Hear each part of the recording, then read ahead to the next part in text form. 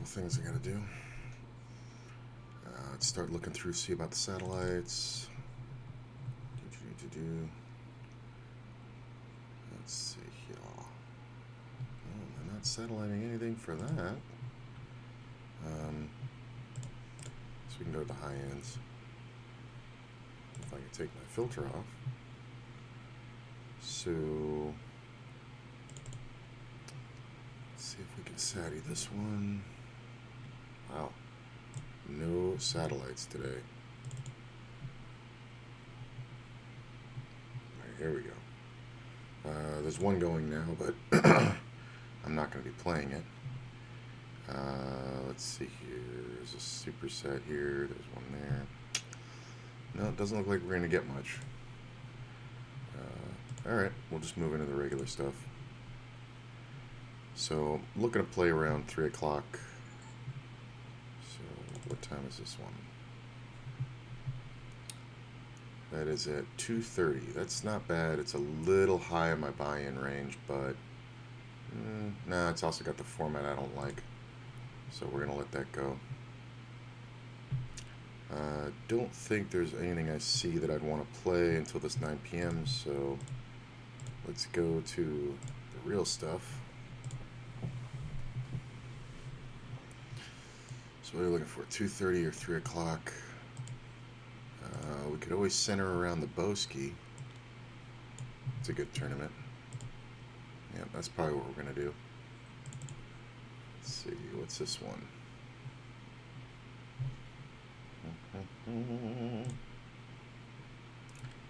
Let's see here. So this is starting at 3 o'clock. A 6K guaranteed, 1650. Is this the 6 max? No, straight up. 8-handed. Right? This is the format that I like. Yeah.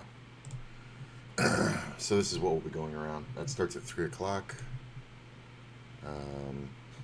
I like all these little tournaments. Oh, we might get started a little earlier. There's another one in the same format that I like. I could always late reg these, right? I like this 2500 and this $3 one. They're pretty fun little bankroll builders. You know, first place pays off $300 to $500. Oh, this is the one I was thinking of. So this is a turbo 6 max 3K, which is a good tournament because everybody kind of plays it too aggressively, and I find that I do well in 6 max turbos.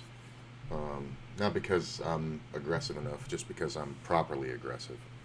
So this one starts at 3:30, right? Yeah, I hate this military time shit. So that one might be what we might want to center around, because if we enter that one exactly on time, then there's stuff before and after we can enter. So if we enter this one at 3:30, we can enter this one at 3 o'clock, half an hour late, and we're only coming in at like, yeah, we got plenty of blinds there. 300 at 20K stack, that's fine. It's like 80 blinds. And this one, 315, this starts at 210. 330 and 210, that's going to be kind of a long ways. I do like this tournament, and we should get that to even out the buy-in level.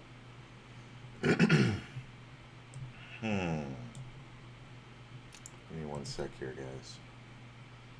Alright. So. Alright.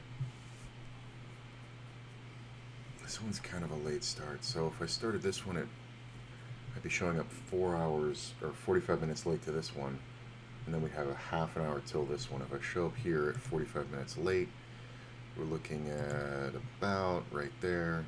It's a little gambly, but it is a smaller buy-in, so it's a trade-off. So okay, so we're going to center around the 6K guaranteed at 3 o'clock. So we're looking to start at 3. So we'll have this one,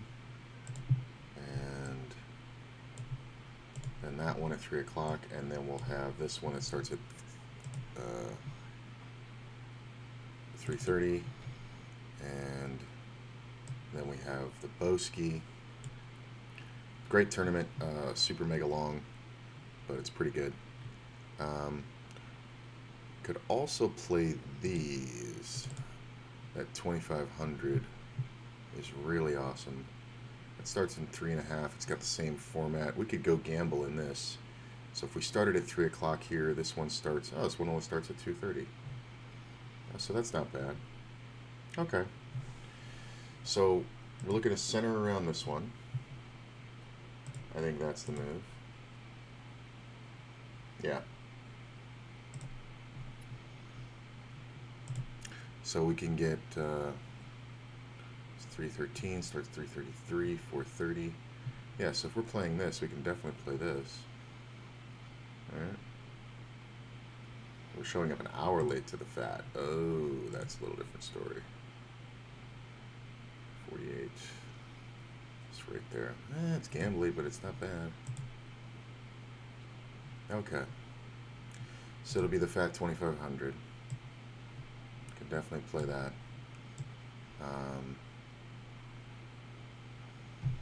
And the 2500 carry guaranteed. Okay, so we'll start there.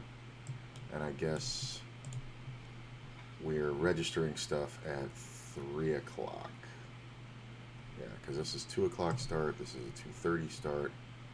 Yeah, that works. So the 6K 1500 guarantee. 6K guaranteed 1650. So that one starts at 3 p.m. So I'm just writing that down as my center or first register tournament because I'm registering this one directly on time. And then there's stuff behind it and I'll fill in when I get there. It's just kind of the way I do it. Because we can play that and we can play this 1500 I like.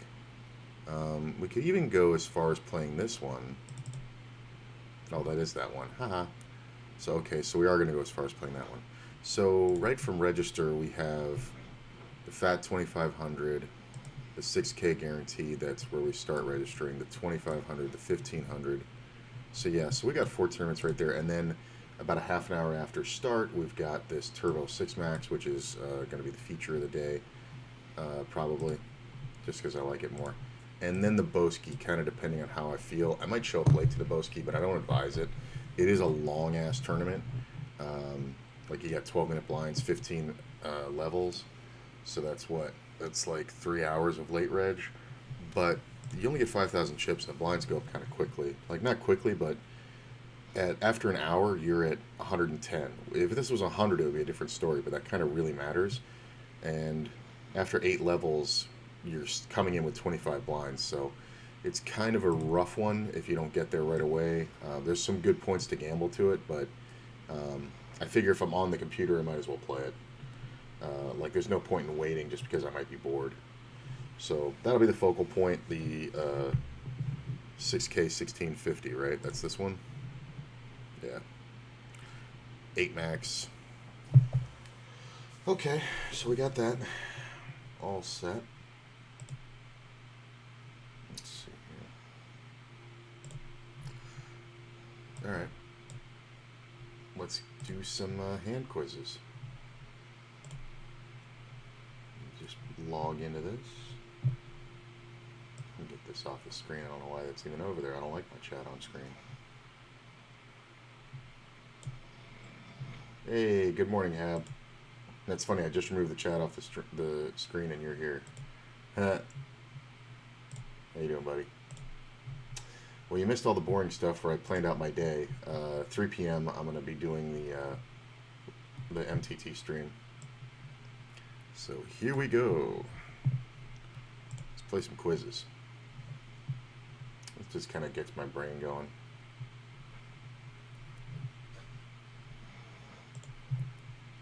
Come on, quizzes. Did I not click you?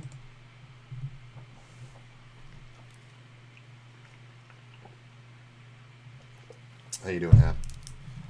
Playing today? There we go.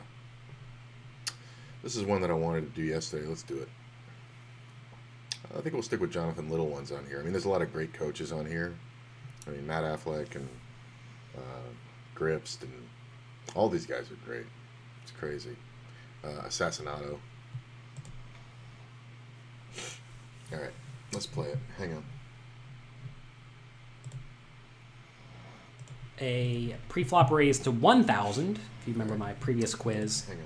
this player made it 1,500 last time. A pre-flop raise to 1,000. And we have a call from the same probably type player. Okay. Should we fold, call, re-raise to 4,500, or re-raise to 6,000? Pure call.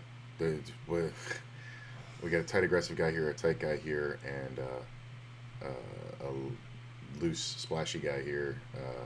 There's no reason to 3-bet. We're just going to get pushed out of the pot too much, so it's a pure call. Got a little session in it going on right now. Small pairs, I'm pretty much always going to call against the pre-flop raise, and that's because if we re-raise, sometimes we're going to get 3-bet, and that is, or 4-bet, and that is just horribly bad because we will have taken a hand that has a lot of post-flop playability when we flop a set and just thrown it into the muck. Also, if we do 3-bet and get called, we're usually going to have a very weak / marginal made hand after the flop and we don't get a set, which is not really where we want to be, right? So if we're going to play this hand, we have to call. There's another point that he doesn't make that I think people kind of forget about is that when you're not being aggressive on the button here, like when you just take a flop, your whole range is open.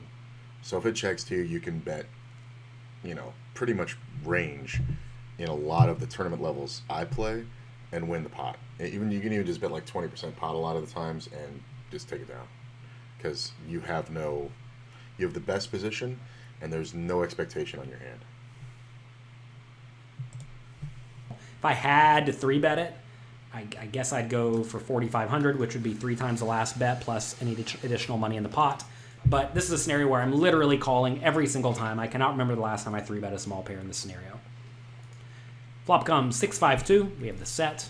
And now the tight aggressive player probably over-pots it. 1.25, 1.3x pot, something like that. Should we fold? Don't do that. Call, raise to 14,000, or go. Okay, so this is a tight aggressive player, is what he's telling us.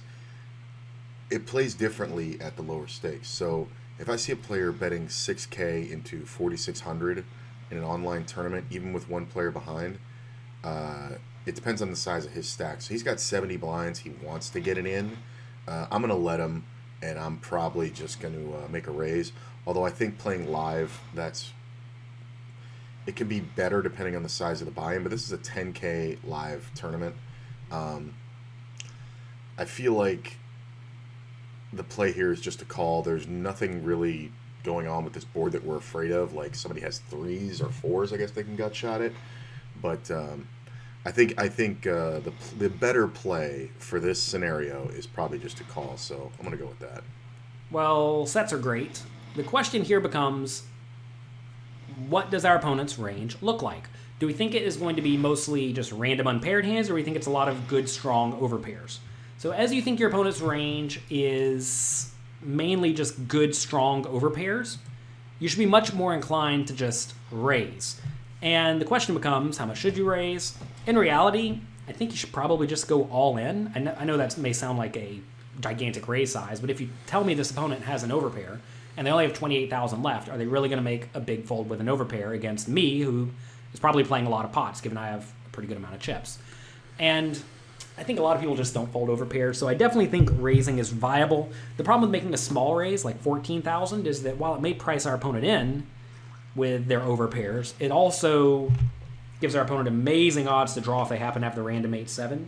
And also, perhaps more importantly, if they do have a hand like jacks and they call and the turn is an ace, a king, or a queen, now they very easily could just elect to check fold for the last 20,000 chips in their stack or whatever it would be. So if we are going to raise here, I think we need to go all in. That said, I much prefer calling. I'm not sure we can definitively say the low jack has only overpairs. A lot of people just blast it with all sorts of weak hands. I mean, they can just bet like...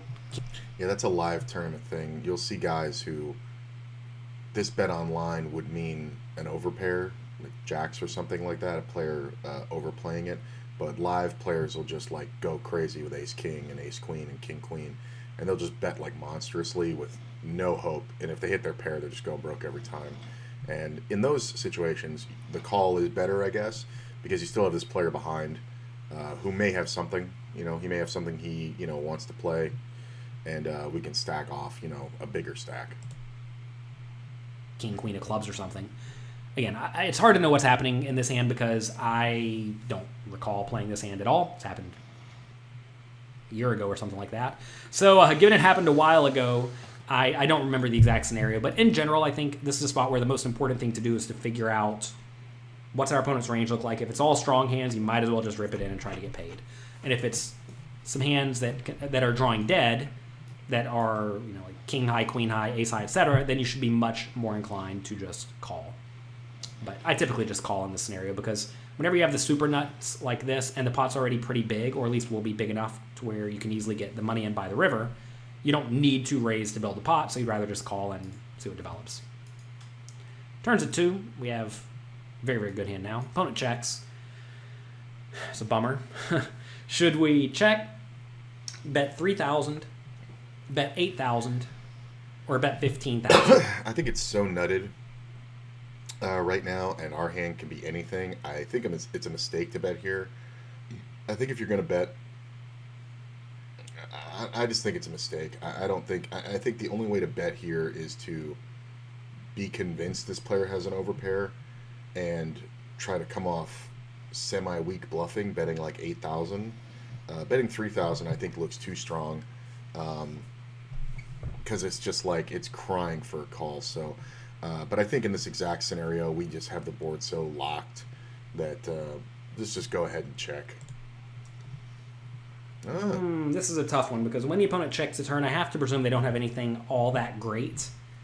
I think the play here is to actually not bet as much as 8,000, but you should definitely bet more than 3. I think the right play in this scenario is to bet something like 7,000 or 6,500. That I could get. Because notice if we bet 6,500, pot's going to get 13,000 bigger. It's going to go up to 30. Our opponent's going to have 22 left going to the river, and then we can easily bet 22 into the 30,000 pot, right?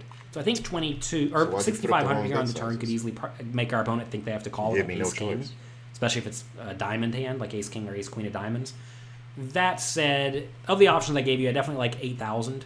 If I had to pick a second best option, it would be 3,000. You don't want to go giant here because if you go giant, when the opponent has overcards, you're never going to get them to put money in the pot. Whereas if you bet smaller, they will stick around with overcards some portion of the time because they put you on a bluff. They put you on 8-7. So you definitely don't want to go too big here. And you don't need to go too big because the pot's already going to be sufficiently large such that you can get a big river bet in. I do go 8,000 here, and like I said, I think I prefer slightly smaller, like 6,500, just to really try to get into. That's interesting because of the options that were left, I said bet 8,000 of those choices because it looks like more bluffy. That's by doing a bluff by a bad player, which means the bet isn't polarized. Your bluffs and your value hands, you want to be polarized. You either want to be betting very small or very big. But if you want to get called, just bluff like you don't know what you're doing.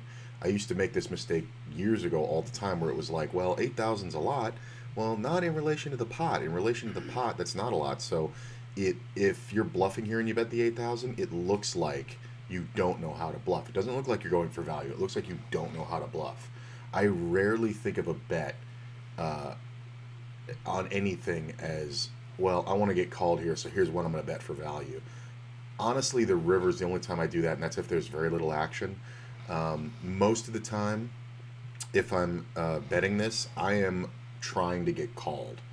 I'm trying to look like a bad player to get called by a bad player who's bluff catching me with ace high. Stick around with ace high type hands. River's an 8. Opponent checks.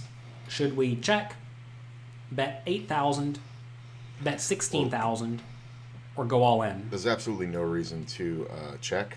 The player has 20K left. There's 32 in the pot. I think the best way to get called is just to go all in because it kind of looks ridiculous. It kind of looks bluffy.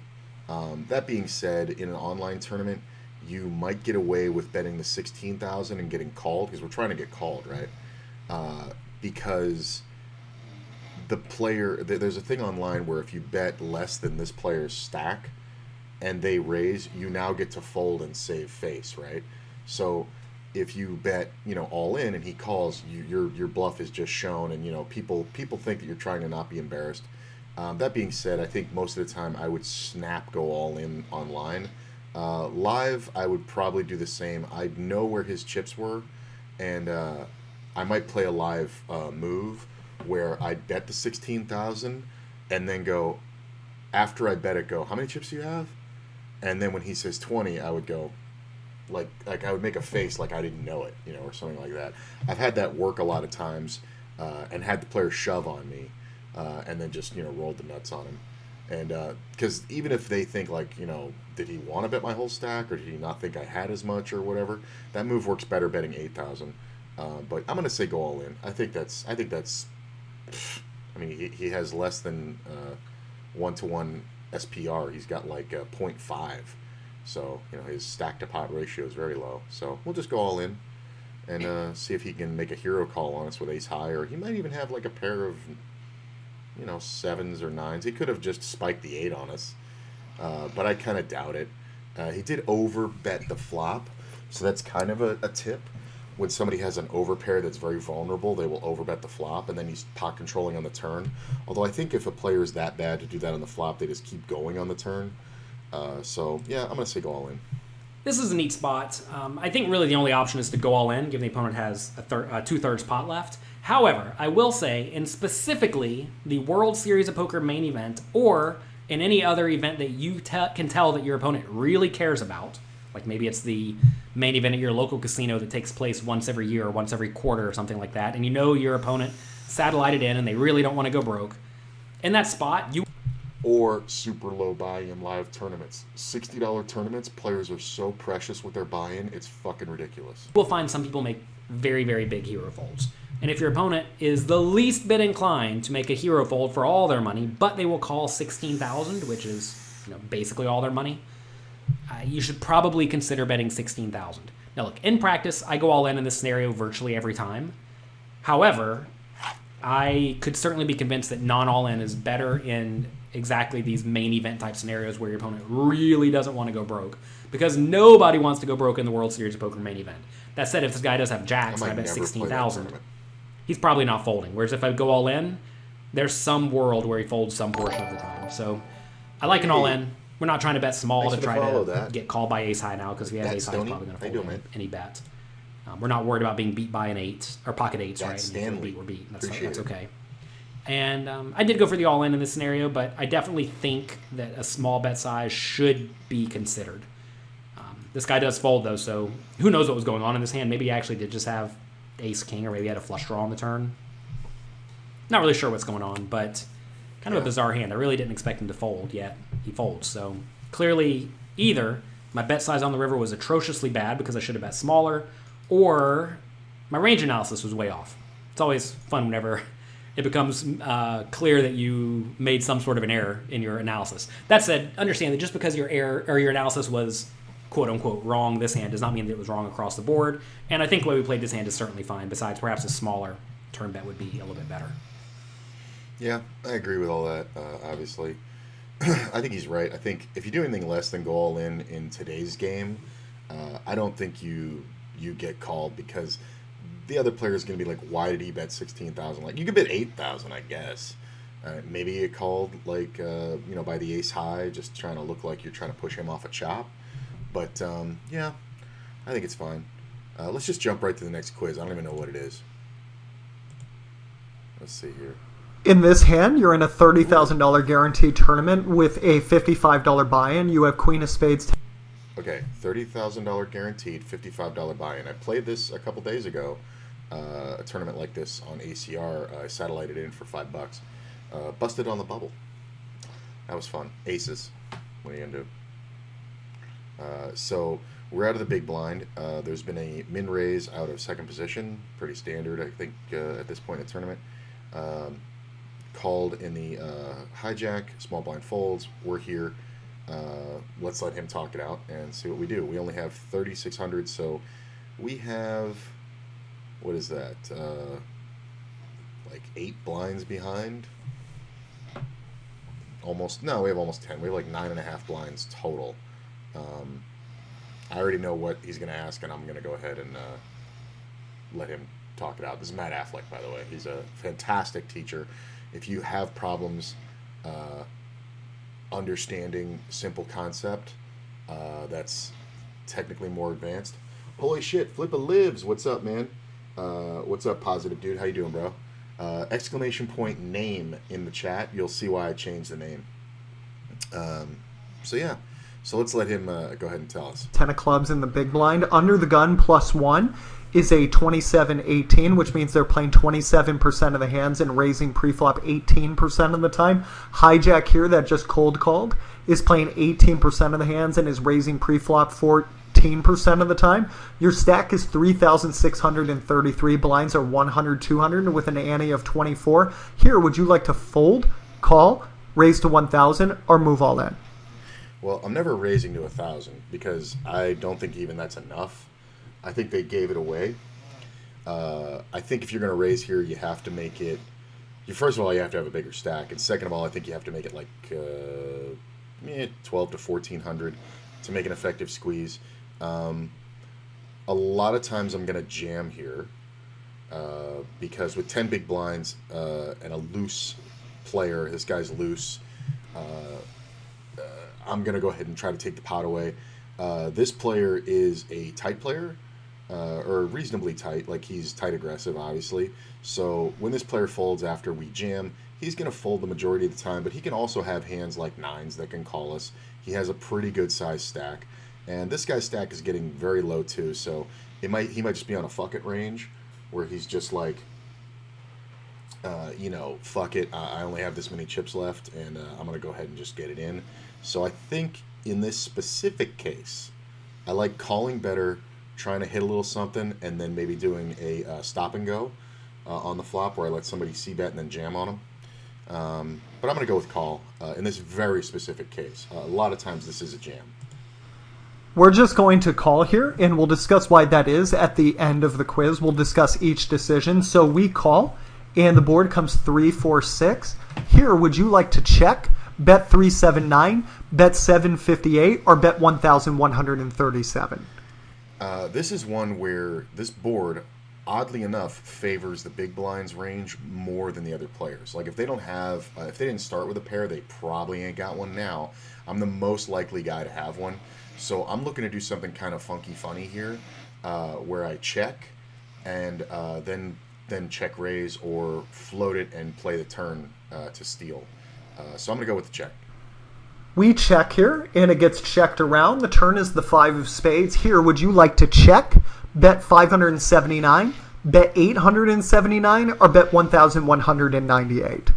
This is a perfect card for my range. Obviously, I can have all the deuces, all the 7s. I can have everything being in the big blind. I don't think we have to bet big.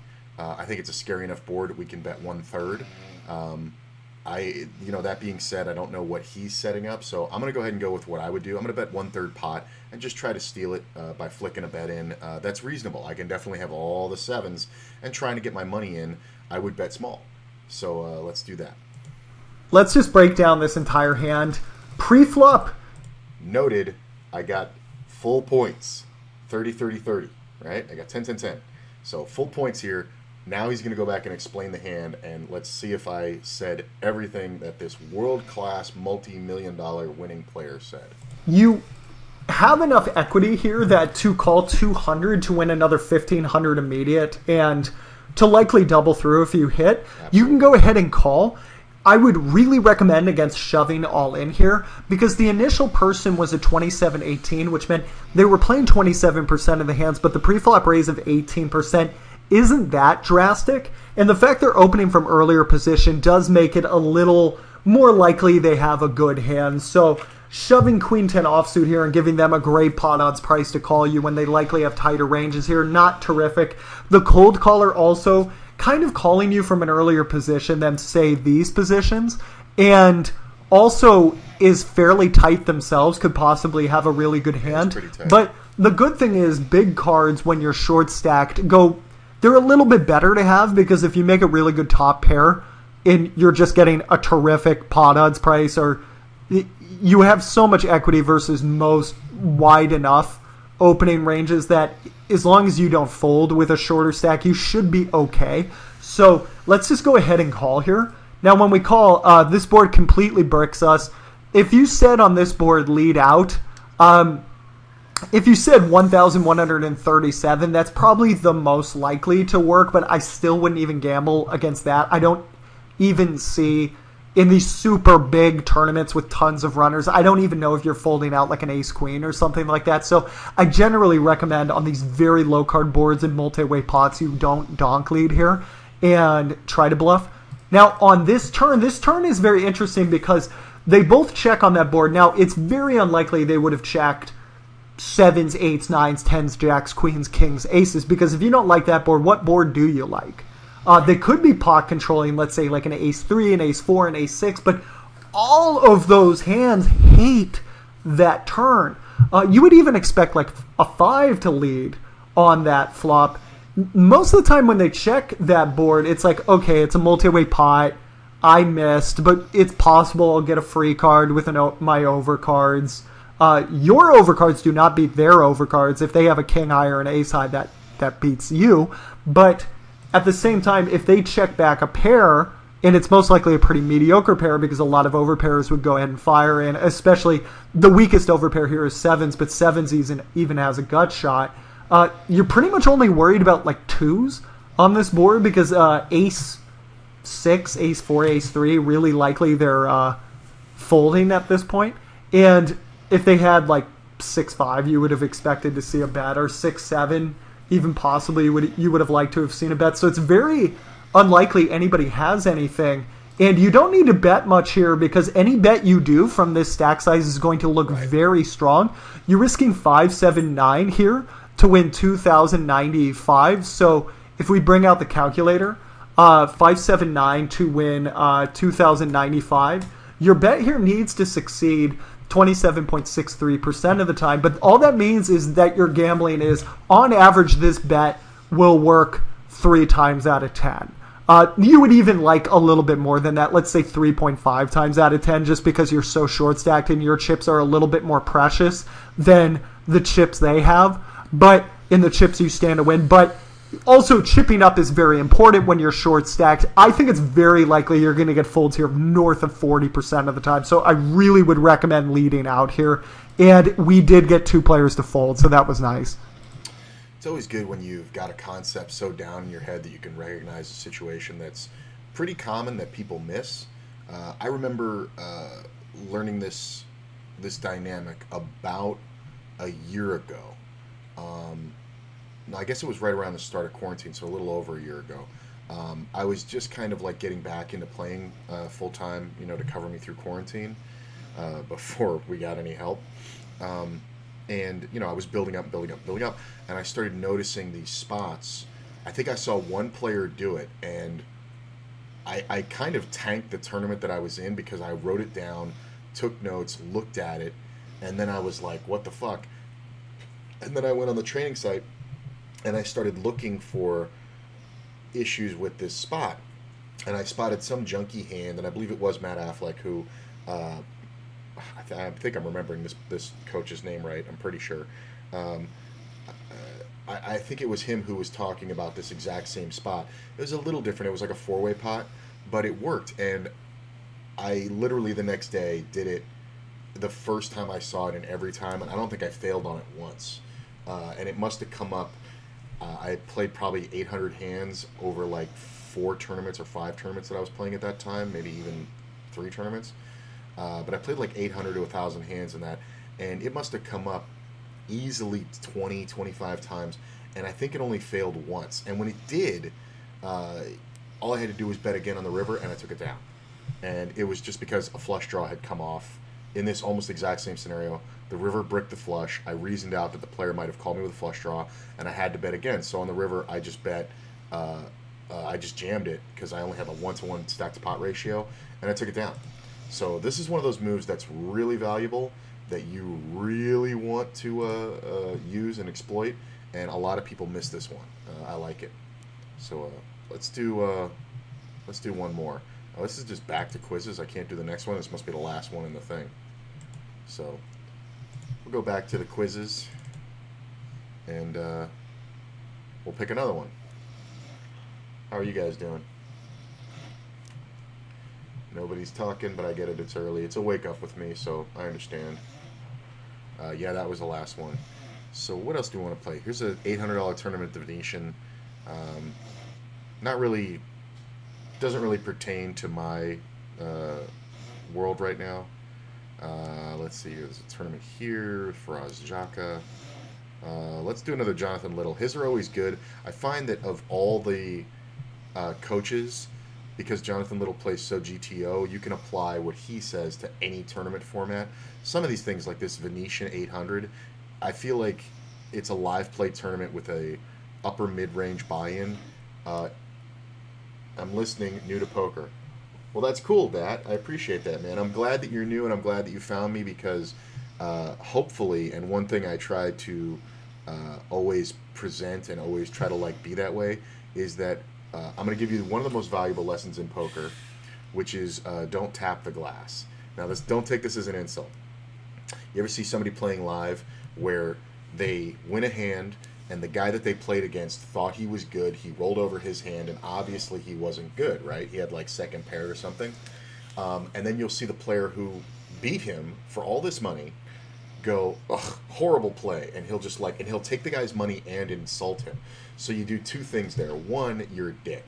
And two, you're going to chase off the easy money. There's another side to don't tap the glass, which is poker as a community has to keep going. So new players should have a place in poker. And I think what people don't realize, and one thing Jonathan Little coaches a lot and says a lot, is that not every player is sitting here doing like this. Not every player is spending hundreds of dollars a year, maybe a little more, on training sites like this to get better, to support themselves, to build up. You know, I mean, I've played for a living a lot of time in my life. I'm not right now because I'm broke. That's just the honest fact of it.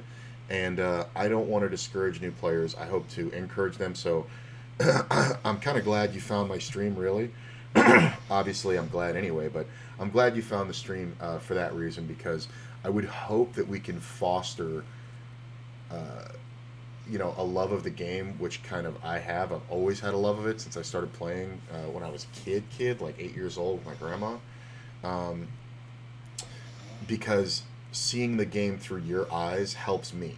It helps me remember what the time was when I didn't know all these moves, so I can still play them. Because you'll get into a leveling war in your head where you'll sit there and go, oh, he knows that if I do this, it means that. Well, not every player knows that, so I still have to be able to make those moves. You know what I'm saying? But if you have any questions, man, feel free to ask. I'm super engaging. There's no delay on this stream right now. So, yeah, we're going to do another one. And Jonathan Little's the man. Let's just do his $10,000 tournament multi-way. Here we have the glorious King-Queen offsuit facing a raise from a tight aggressive player to, what is this, 3.75 big blinds. And then a call from a tight player in the hijack seat. All right. Should we fold, call, re-raise to 4,500, or re-raise to 6,000? This one to me is a brain buster, because these are two. This player here is tight aggressive, meaning his range is small. Small as it should be. It's proper probably, and he's in the low jack, so he can definitely have all the ace kings, all the ace queens, pairs of tens and better, all that kind of stuff. Even pairs of eights and better. That's fine. But he makes it so big. Like the bet here, it's 2 and 400, right? And this is a $10,000 guaranteed tournament, guaranteed tournament that I guess is played live. And this is a huge fucking open, man. Like your open here should be to 1,000, and 1,500 doesn't seem like that much more, but we got to cover it in blinds. So he makes a raise to 3.5. Plus 3.5, that's kind of a lot, especially when the meta is opening to 1,000. I'll bet everybody on this table has been opening to 1,000 for, since this blind range started, no matter how long they're into it. And then this guy just opens for that much. That's pretty weird. It's weird, and if it was just him, I'd probably re-raise. This player behind is tight and calls. So this to me rings like a pair, like a mid pair, like 8s or 9s. Tight players, while they're tight, they don't like to fold pairs because they know the value of them. You hit a set, man, making a pair, you're probably going to win most of the time. That being said, King Queen on the button, for me, is usually always a 3-bet, but let's look at the stacks, man. I got 75K, that's cool. This guy's only got 33,000 behind. This guy's got about 40. If we re-raise to 4,500, right, and the blinds fold, and it goes back to this guy, is he going to call another 3,000 with 30,000 left behind and a player behind? He's tight, aggressive. So I think a lot of times he's going to jam over us. And I don't think we want to get jammed on. I'd like to define my hand. If this was online, I might just fold the King Queen, honestly. Just because how the fuck am I going to know if I'm good? But I think because there's a call here, we can kind of use our position to our advantage after a safe flop. So I'm going to go with call in this specific situation. Maybe I'm wrong. This is an interesting spot. Here you definitely want to ask yourself, what does the tag's raising range look like? And also, what does the hijack's calling range look like? It may be somewhat likely King Queen offsuit is dominated. Now look, I'm normally not folding King Queen offsuit against for new players, dominated means I have King Queen, he has Ace Queen. He has one of my cards and an ace. Or Ace King, you know. raise and a call, but against a bigger than normal raise and a call, both from probably tight players, I think folding's reasonable. Like if you told me you wanted to fold, I'm actually going to give it a better score. I was going to give it 6. I'm going to give it an 8. I think folding actually is okay here because we're somewhat likely to be dominated. That said, I think calling is fine, but I think re-raising this hand is probably going to be ideal. And the reason I like re-raising is because that's going to apply an immense amount of pressure to both of our opponents. And also we have 2 very good blockers. So we're essentially 3-betting our hand as if it is a solid blocker bluff. I would also 3-bet ace-jack offsuit here, because I'm also not sure if that's you. Okay, so he's talking about 3-betting and folding to a re-raise, to a 5-bet. So in that case, I think I would have made it 4,500. I don't think, or no, I would have made it 6,000 because of the call behind.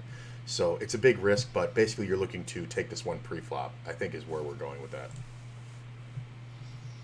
Good enough to call against a bigger than normal raise. Now, look, I don't remember exactly what this opponent's strategy was. If the low jack was always making it 1,500, I would still probably just 3-bet. The times I really want to call, or when I know the guy's range is loose and splashy, and he's going to 4-bet me a lot. Those are the times you want to be calling. But in general, the big offsuit cards that are not quite good enough to call, that are on the borderline of being playable. And I'm not sure if King Queen is there in this exact scenario, but I think it's very likely there. These are hands that you often want to 3-bet. If you are going to 3-bet, you want to make it about 3 times the last bet plus any additional money in the pot, minus a little bit because we're in position. So 3 times the last bet's 4,500 plus 1,500, that's 6,000, minus a little bit. So let's make it about 6,000. If you think this hand is good enough to call, then you should be 3-betting slightly weaker hands like King Jack offsuit and Ace 10 offsuit. But in this scenario, I'm really not doing a ton of calling, right? So given I'm not doing a ton of calling, I think hands like this that are normally okay to call with probably become ideal 3-bet hands. And I would just fold out King Jack offsuit. I wouldn't even play it. I would just fold. That said, if you want to 3-bet it too, I think that's at least viable. Both players call. All right. Great plan, Jonathan. Flop comes Ace, King, Queen, all spades. I have bottom 2 pairs. About the worst bottom 2 pair you can possibly have. Should we check? Bet 6,000, bet 12,000, or bet 18,000. So before I move on, he mentioned the concept of if you're going to call with this hand, you should 3-bet with worse. That kind of doesn't make sense to a lot of players. Why wouldn't you 3-bet your better hands? Well, because the hands, you're looking for blocker bluffing hands. So hands like he said, like Ace 10. Ace 10 is kind of trash if you call, because if you hit the ace, you don't know where the fuck you're at. You're kind of going to go broke if you get a lot of money in. So with Ace 10, rather than calling, if it's too strong to fold, why not just 3-bet like he said, make a raise to 6,000 again, because I do have an ace, makes it less likely somebody else has an ace. Now if I get 4-bet, obviously I'm folding, but it's a good another spot to steal. hands like King Jack, Queen Jack, hands with 2 Broadway cards in them, Queen 10, King 10, things like that. King Queen is the top of the range of that. That's not a premium, right? So I think no, Ace Jack is probably the top of it. That's not a premium. Like Ace Queen or better, we're 3-betting more for the strength of our hand rather than to bluff. So King Queen or Ace Queen, I think we would 3-bet. Obviously, Ace King we'd 3-bet. Ace Queen suited, we may just call because it is so strong. And Ace King suited, I think probably the same thing. It seems a little counterintuitive to 3-bet the worse hands and not the better hands, but at the same time, it makes more sense when you think about what you're trying to accomplish. This flop is a goddamn nightmare. 19K in the pot, 2 players who have checked. We took the betting lead pre-flop. I think because we have the betting lead, we definitely want to c-bet here because we have King Queen. Yes, somebody can have Ace Queen. Somebody can have Ace King. Somebody can have a hand with with spades in it and all like that. But a lot of times here, we're just kind of up against tens and other pairs. And the problem is if we check and a spade comes off, right? Let's say this guy's pocket tens, right? If we check and a spade comes off, he has the second nuts, right? Unless he has jacks, then he has the nut. And a lot of players won't fold it. So I think what we're going to do here is I'm going to bet, and I'm not going to go crazy. I'm not looking to protect my hand. I'm just looking to fold out hands that have equity against me that may not know it. So hands that would fold to a bet and hands that would, that would do well against me in a check, because they might have 9 outs with every spade. They might have additional straight and, trip outs. Part of me says bet 12,000, but honestly, I think we can bet. I think my bet would be somewhere into 19K. My bet would be somewhere around 9,000, maybe 8, just because I want it to be a little bit bigger than the pre-flop raise. But then again, I think 6,000 is enough. We can just bet small and go from there. This is a neat spot because it's pretty highly likely we're beat. However, at the same time, I could very easily have the best hand, and when I do have the best hand, I'm certainly susceptible to being outdrawn. So here we have to ask, if I bet this hand, can I conceivably fold it to a raise? And I think we actually can pretty easily fold this to a check raise all in if we bet small. So that next one to ask, if the reason why that is that if we bet big, we've committed so much of our stack and it costs us so little to call off that if we bet, near the pot and somebody jams on us, like if we bet, 15K and this player has 29 and he jams, we only have to win like 15% of the time. So we can even draw at 4 outs because we'll have 16% equity. So you don't want to get stuck in that because, yeah, it's true, you're getting the right price and you're doing everything correct, but you're also gambling on Skolansky dollars where we have the right pot odds, but we're pretty fucked. In the real world, we're fucked. So that's why you go with the small bet, because if we bet 6K and this guy jams for 29, well, then it costs us 23K to win 46, 56, and it's not as good, right? We don't have the odds. We need to win there about 41% of the time based on the pot odds. And even if both our cards are live, we don't have that. We have, less than a third of that. So I think this is fine. So if I do bet small, am I likely to get check raised all in? Because you don't really want to get check raised all in.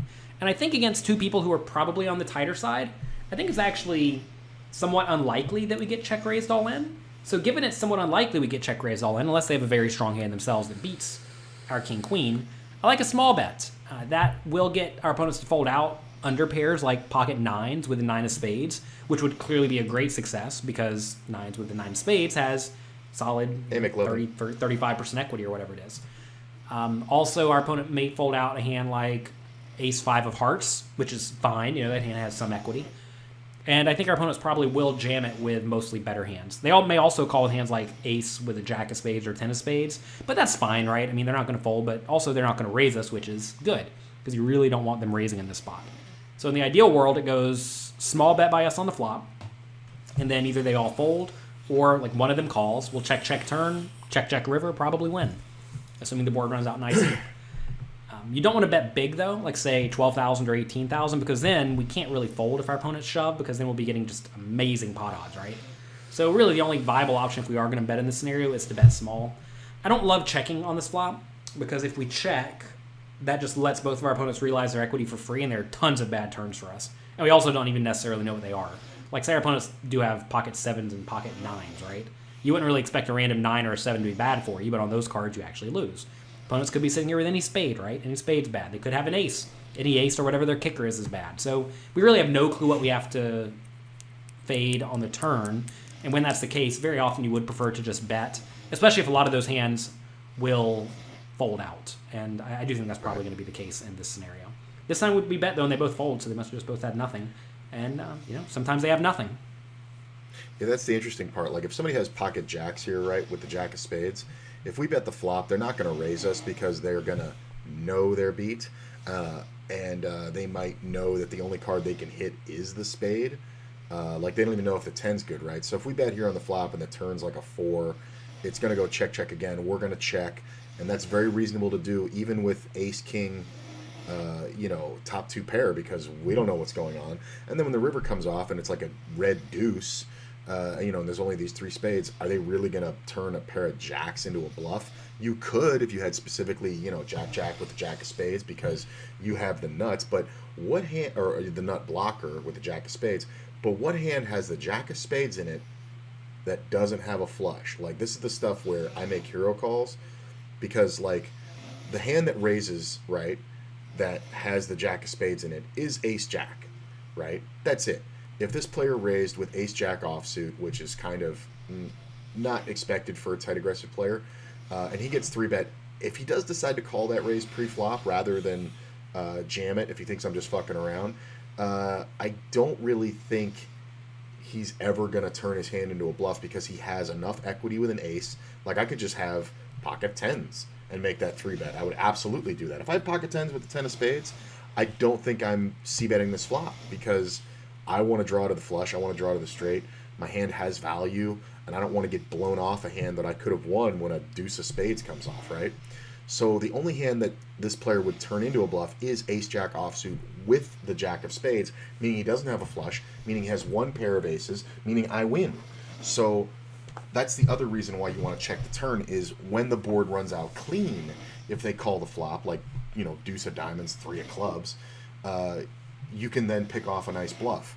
And his bluff on the river is going to be big. It's probably going to be like 15K plus. He might even jam, but I don't think I'm ever folding it when that's the flop action, because what hand is he raising, right? Unless he, he's super lucky and literally has the 10 jack of spades and just flopped a royal on us, there's really no hand that he's going to open and call a 3-bet with. The 10 jack of spades probably lives here, if possible, but this player's tight. If he was loose, then yeah, but this player's tight aggressive. 10 jack could open, but he's not going to call a 3-bet. So I like the way this hand's played. I do this constantly, all the time. It's one of those things where you see a scary board, and you got to remember, you made the 3-bet pre-flop. You're the scary guy. So scary guy, scary board means a bet.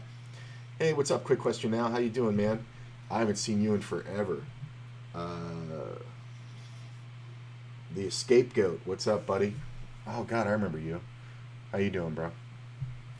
I think I know you. I think I saw you way back when. I think you started following when I was in Canada, when I took that little hiatus. But quick question now, big streamer, great guy, very, very, very educated player. You guys should check him out. It's only quarter to 12. I'm not going to start my MTT day till 3 o'clock, so let's go ahead and play another one.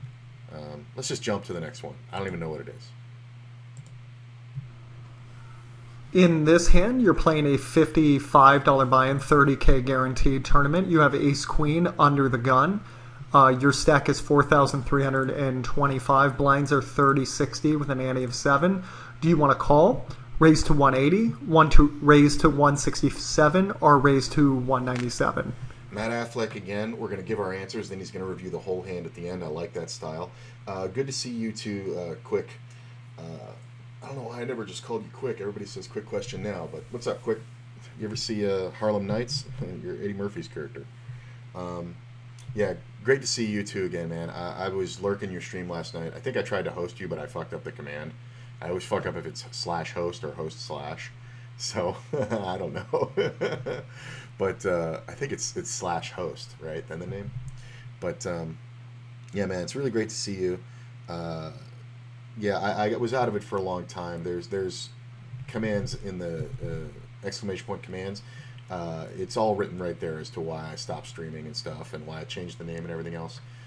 Thanks for hanging out. So we are under the gun in a $55 tournament, 30K buy-in. These are great to learn from. I think 55 is right around the area where it starts getting good, but not hard to beat. We've got 4,200. Obviously, we're going to open. We're opening out a first. I think standard here is 150-ish, whatever. It's early in the tournament, so I think we raise a little bigger. 120 would be later, but obviously we're still starting out. So I'm going to go 167. We're going to open to 167, and at the end of the quiz, we'll discuss why we do each decision. So we raise to 167 here, and we get called by El Verde. El Verde is loose aggressive, and we get called by Biscotto. We don't really know a whole lot about them. Now, the board comes Ace, King 10, and it's check to you. Do you want to check, bet 156, bet 312, or bet 468? We raise out of first, get called by second by a loose, aggressive player. I don't think it's really a good idea to check to them most of the time unless we nut the board. So if I had ace king, I think I would check it. If I had ace 10 or pocket 10s, I think I would check it. Yeah, I don't think I'd ever have ace 10 in first position here. But a loose aggressive player, he's going to play kind of aggressively, so he's only going to raise us with draws. So hands like, two diamonds, or he might even raise us with the king jack offsuit, you know what I'm saying? So I like a bet. We don't have to go crazy. We don't want it to be too small because there are multi-way players in the pot, so I'm going to go about half pot here. That might be a little high for this buy-in range, but I don't play these too much yet anymore. So we'll see. I like half pot here, though, because we should have the best hand a lot. We're going to go ahead and check here. So we check, and El Verde bets 156, and Pescado makes it 432. Here, would you like to fold, call, raise to 888, or raise to 1,050? I feel like I'm going to get this one wrong. But in this specific scenario, I wouldn't check, so I don't really know how to deal with this. But he's checking for pot control, which I understand. The loose aggressive player bets. He bets very small. And then a player out of the blind just raises big. I feel like that's two pair a lot. It's two pair a lot, and it's super strong draws a lot. Like hands like, king, queen of diamonds. All that being said, I think I'm folding. I think we checked, and there was a thing back in the day where guys would bet to see where they're at. That's pretty much gone by the wayside, just because. What am I doing? I could do this. That's pretty much gone by the wayside, just because it's stupid. You don't bet to find out where you're at. If you don't know where you're at, don't play the fucking hand. So. We're going to go ahead and check here. So we check, and El Verde bets 156. How do I get out of it? And Pescado makes it 432. Here, would you like to fold, call, raise to 888, or... I'm going to fold. Okay, so let's go through this entire hand. So pre-flop, if you would even want to fold an ace-queen under the gun, I used to do that all the time. I hate these hands that can't do anything but make pairs when you're under the gun, because when you're under the gun, you raise. A lot of people can still come in, and in these multi-way pots, one pairs tend to not hold up. So if you're going to raise anything, you should raise enough to hopefully get one caller, hopefully someone with weaker hands that you can value bet down. You don't want to completely raise them out. 197 is fine. That's really likely to get just the big blind to call. 167 is great. 120 is really likely going to get you a ton of calls, and then one pair, and then a little more difficult to navigate that to showdown. Once you raise there, you get called by a looser aggressive player, but the problem is he's calling from under the gun +1, which is he's got all these people to deal with. It's likely a tighter range. We don't really know anything about this player. And then on this board, it comes ace, king 10. If you're going to lead here, if you said, I'm going to bet small, that actually makes some sense, because what you want to do is bet 3 streets when you're out of position here versus one player, because if you check at any point, you likely wouldn't have checked with 2 pair or better. So when you're betting 3 times, that keeps your range nice and open. You could have all the value combinations. If you check, you're kind of capped at 1 pair. So you do want to make sure that you set it up so you could fire 3 streets. So if you said bet really small here so I could set up two more streets, that's fine. I think that's a little optimistic. I prefer the check here because typically people check their weaker pairs back, and then you can just fire on turn and river and get really nice value. Now, we check here, and it gets check raised here in a multi-way pot. We're just going to gamble that most likely someone... You ask yourself, whenever you're looking at making a big call, you always ask yourself, does he do this with X? And X is the best hand that you beat. Now, the question is, does a random guy in this tournament do this with Ace-Jack? And that seems very unlikely. Does a random guy do this with 6-7 of diamonds? Most likely he would just call with those hands. So if he's not doing this with a flush draw, he's not doing this with the Ace-Jack, what exactly do we beat? Whereas Ace-10, King-10, Queen-Jack make perfect sense here in this instance. And don't forget, you still have this guy who cold called under the gun +1 to deal with. You're in a very hairy situation here. If you're ever going to make a fold, you should typically do it early in the hand, because if you call, a lot of times you're going to call down on the turn and river, give away really big bets. I find people who cold call here really go down for the count for turn and river. You'll notice in most of the hands I show you guys, if I'm going to make a bigger fold, it tends to be early in a pot that's not that big, and it's in an area where we would really need some very suspicious, unlikely circumstances to be occurring for us to have the best hand. And that doesn't mean that it doesn't always happen. That doesn't mean that never happens. It just means it's a little bit more unlikely. And I would much rather we just really focus on thrashing and getting as much money as possible when we do have the best hand, as opposed to calling down and praying for dear life in other situations where we might not have the best hand. Because when you're calling and hoping for the best, that's called gambling. The way you make money in No Limit Hold'em is getting other people to fold when 2 people miss, and making more money than the other person when you really likely have the best hand. You don't have to worry about these 50-50 situations where it's pretty much a jump ball and you're hoping for the best. So I did fold here. He called down and it went bet, call, and then it went check, shove, call. And I don't know what this guy was doing, but yeah, it did end up that somebody had a much better hand. Okay, so let's go. I think that makes sense. I think it makes a lot of sense. Yeah, pretty standard. Like you said, the ace-queen folding out of first isn't the worst thing in the world. I think later in the tournament, I obviously do it. Somebody yelled at me the other day because I folded it I folded ace-jack under the gun, but it was just garbage at that point. And I was, obviously I was right, but you don't have to be right to make the right play. Not even noon yet. Let's do another one. I don't even know what we're looking at here. What are we looking at? All right. In today's hand, we have Jack-10 offsuit. We're in the big blind. We are facing a hijack raise, 40 big blinds effective. To fold to us, should we fold, call, or re-raise to 2,400? We're out of position. There's a case for 3-betting here if somebody else had called, but I think we just call. I think calling or 3-betting are both going to be fine here. Predominantly, I think looking at equilibrium strategy, I think this hand is 3-bet about a third of the time, and we call 2/3 of the time.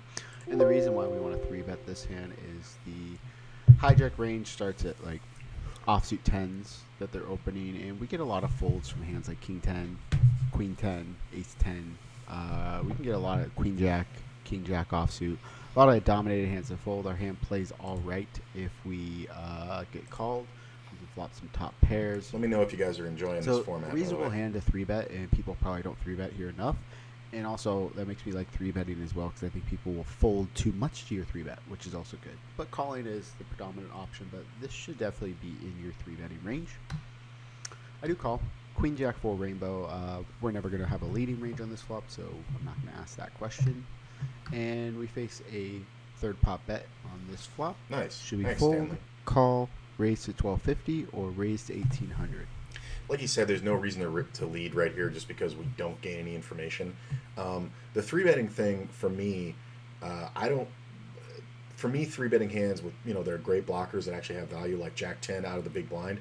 I'm going to do that versus the cutoff or hijack, more so if I know more about them. So with no information on these players, I'm probably going to skew more towards calling about 75-80% of the time and three betting about 20% of the time.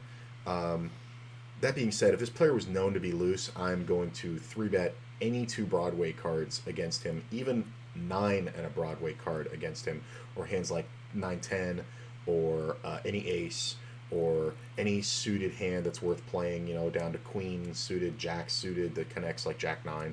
I'm going to three bet all those hands pre-flop versus a loose player that just always, when it's folded to him in the cutoff or the hijack, he raises. I'm just always going to do that. So in those situations, I skew this hand more towards 50-50 or even 60-40 favoring the three bet. But I think versus an unknown range, I think 2/3 call and 1/3 three bet is correct, just because we don't have enough information. That being said, on this flop, he bets small, third standard pot c bet. I'm just going to go ahead and call. I don't really see the value in raising here unless I have information on this player. So nothing too exciting with our hand here on the flop. I think we have a very, very clean call here. This is not the type of hand we want to be raising. Never folding a pair here to this sizing, so just a clean call. Our raising range is going to look like a lot of top pair hands, like hands like king queen and queen 10 and queen 9 should be raised a lot. We should be raising some hands like jack 4 sometimes, pocket 4s. Some of our bluffs are going to come from some of the straight draws like king 10. Having an overcard to a queen or jack is very nice to raise with. We want to have equity against a queen or a jack, so a hand like king 9 or king 10 can be raised. A hand like 10-9 or 10-8 can be raised. Some unintuitive raises that you might want to find here are like ace deuce through ace 5 suited, where you have an overcard to the queen and a backdoor flush draw and a backdoor straight draw, and also some of your weaker 4x with a backdoor flush draw, so like 4x of clubs, 4x of hearts can start to check raise, get folds from hands like pocket 5s through 9s. That's kind of what our check raising range wants to look like here. Like I said, this is just a call. Deuce of clubs, no leading for us on this card. And we face a overbet here about 120% pot. Should we fold or call or raise all in? interesting, because the overbet is one of two things. It's either this pot is going to die, I want it to die now, because now this board is so draw heavy, right? Like, there's straight draws, there's flush draws. Like, I could definitely have called the flop with, like, the 10-9, or like with like a suited jack or something like that, that now has just so many fucking outs against one pair that I feel like this is one pair a lot. It can even be an over pair, believe it or not. It can even be like kings. It can be obviously king queen. King queen definitely does this. Queen 10. Ace jack suited can do it, but we have the club. Ace 10 suited can do it. That would have us in pretty bad equity shape, but we'd be ahead. So I think in this one, with the overbet, it's polarized, meaning the player is either super strong or super weak. Again, I don't have any information on this player. I don't know what they're doing. And here's the thing. If I call this bet and I check the river, they're going to jam. They're setting up the jam, right? Very rarely are we getting the check on the river. The only time that happens, I think, is if a club comes off and he missed. And he just has to be totally convinced that we have a hand beat that will call a jam. I honestly like a fold here. Matt's a lot smarter than me, so we're going to see what he says about the overbet, but I really think it's a fold. So a lot of people kind of play the spot as a narrative. They see, this player overbet, I'm going to fold. It's a really bad way to think about it, because you should be thinking about this as a math problem. If this player, let's make the math really simple, if they bet 25-39, the full pot, they're risking 2,500 to win 5,000, so we should be folding 50% of our range. They're betting a little bit over pot here, so maybe we should be folding like 55 to 56% of our range, 55 to 60. So what does our range look like on the flop? Well, our range looks like a lot of queens, a lot of jacks, a lot of fours, some straight draws, and some like ace 10 type hands, 10-9. And not a lot of them improved. We did improve just some club draws on the turn. And in terms of like 50% of our range, we just don't get a fold every jack and every four and just call it a queen. We don't have enough of those hands. So this jack 10 becomes indifferent already. And if you were looking at a solver, this is like a 80% call and like a 20% fold. Now that assumes that this player's going to be bluffing the correct frequency on the turn here. Some people over bluff here on the turn. Some people under bluff on the turn. So it really depends on your opponent. I think versus population, you should be leaning towards fold. I also think population bluffs way more often with hands like 10-9, 10-8, king 10 here. Whereas if you look at a solver, they're going to bluff more with like king 5 of spades, for example, or ace 5 of spades or ace 3. More like overcard to a queen or a jack, rather than they're going to check back more with some of their straight draw hands and hands like 10-9 and barrel more with like an overcard hand. So I think the 10 is a slightly worse blocker in practice than it should be. I lean toward fold just because people just don't choose this line, and often it's a little bit greedy. But I also think like a lot of times they're just like they don't value bet thin enough. Like they should have like queen 9 and queen 10 in their range betting this size, but they don't. They bet smaller with those hands. So really depends on your opponent. You need to have reads. It's kind of a mix. It's literally a 50-50 call or fold spot. So if you have a HUD to look at the stats of your opponent, that's really important. Or in live poker, having reads on your opponents here. So if you're unsure, it's probably best just to lean fold here. It's more likely they underbluff than overbluff. I'd also rather call a hand like Jack 5 than Jack 10. Yeah. For the reason of they're the exact same hand, Jack 10 and Jack 5, in terms of value. But like I said before, I think the 10 just blocks more bluffs like 10-9, king 10, ace 10 that people are going to use, and the 5 doesn't block the bluffs that they're going to use. Right, meaning that when we have, I think that's the end of his speech. Yeah, that's my thoughts on that hand. Meaning that when we have Jack 10, it's more likely that we're getting bluffed at because there's a 10 in the deck, and 10-9 bluffs, king 10 bluffs, all the hands with a 10 in it are hands that would open and now have equity to semi-bluff. So if you had like Jack 5 here, like he's saying, the hand is basically the same value. If you're beating a bluff, you're beating a bluff. But because there's another 10 left in the deck, it's more likely that this player has a 10. That's how reverse blockers work. I think this was a lot of fun. I'm going to go ahead and host Spraggy, so please stick around. If you haven't seen him, he's a fantastically entertaining player. He's also a very good player. I like him a lot. He's really fun to watch, and he plays big. I'm going to be back tonight at 3 o'clock my time, so that's 3 o'clock Pacific Standard, that's Vegas time, to play some good-sized micro and low buy-in tournaments. And we're going to have some fun. It's going to be a long, grindy stream, and I really appreciate you guys coming out. Thank you so much for the follows. And, I'll see you. And don't forget, every morning I'm doing these at 11:30. I started early today, but every day at 11:30 I'm going to do thanks, quick question. I appreciate the good luck, man. Beck, good luck to you because you're probably playing, right? I'm going to do, I call them wake up with me streams, where I wake up, I take care of the dogs, I come out here, and I'll either review hands from the previous day's play. Yesterday we didn't play anything, so we did all hand quizzes. But it's just a time to talk and connect with you guys. And so today we did all hand quizzes because I didn't have any other things. But we'll do hand reviews, these quizzes. We'll do some other study stuff and whatever you guys want to talk about. And I tell funny stories. I told a funny one on yesterday's Wake Up With Me about a guy when I was driving Uber. But I'll see you guys later, and stick around for Spraggy.